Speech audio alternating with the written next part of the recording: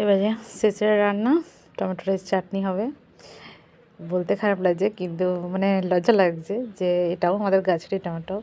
আপনারা হয়তো ভাববেন যে সবই গাছের, সবই চাষের, কারণ অ্যাকচুয়ালি আমাদের চাষিবাসী ঘর, তাই চাষেরই জিনিস বেশিরভাগ আমরা খাই, প্রয়োগ করি। আজ এই টমেটোগুলো দিয়ে চাটনি করব। গ্রামের ঘর, চাষিবাসী ঘর, তাই এইভাবেই দেখাচ্ছি। আপনারা একটু বেশি বেশি করে আমাদেরকে লাইক আর সাবস্ক্রাইব করুন, ভিডিওটা শেয়ার করুন, যাতে আমরা আগে বেরোই। এই যে তেল গরম করতে দিয়েছিলাম কড়াইতে, এবার একটুখানি জিরে আর একটু শুকনো লঙ্কা ফোড়ন দিয়ে দেবো। অনেকেই সরষে ফোড়ন দেয়, কিন্তু আমার বর খায় না, তার জন্য জিরে ফোড়ন দিয়েই চাটনি করব। এই যে দেখো টমেটো কাটা হয়ে গেছে, মা কেটে দিয়েছে। আমি যাই করি না কেন, মা আমার অনেক হেল্প করছে, আর করেও, বরাবরই করে। মা বলতে আমার শাশুড়ি মা। টমেটোটা আবার ছেড়ে দেবো তেলে।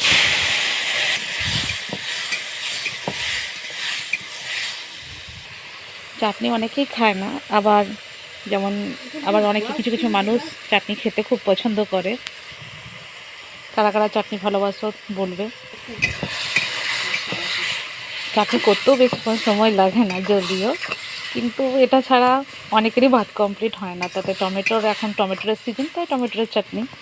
আর যখন আমের সিজন থাকবে তখন আমের চাটনি। আমের সিজন চলে এসে আমের চাটনি হবে। টমেটো সিদ্ধ হয়ে গেছে, এবারে দিয়ে দেবো চিনি।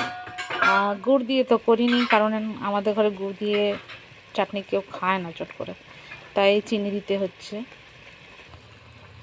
চিনি দেওয়া হয়ে গেল, রেডি হয়ে গেছে চাটনি। বন্ধুরা বেশি করে লাইক অ্যান্ড শেয়ার করুন আর একটু সাবস্ক্রাইব করুন।